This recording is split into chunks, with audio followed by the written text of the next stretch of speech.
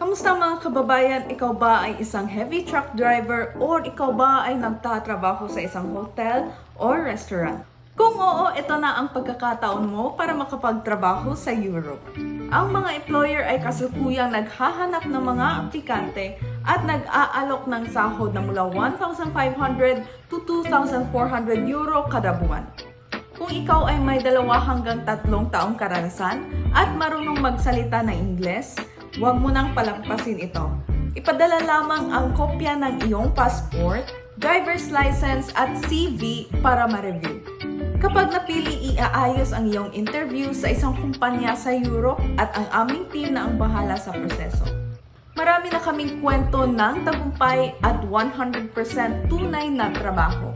Para sa karagdagang impormasyon, makipag-ugnayan na sa JIO Worldwide sa WhatsApp ngayon. Ang iyong pangarap na trabaho sa Europe ay naghihintay na.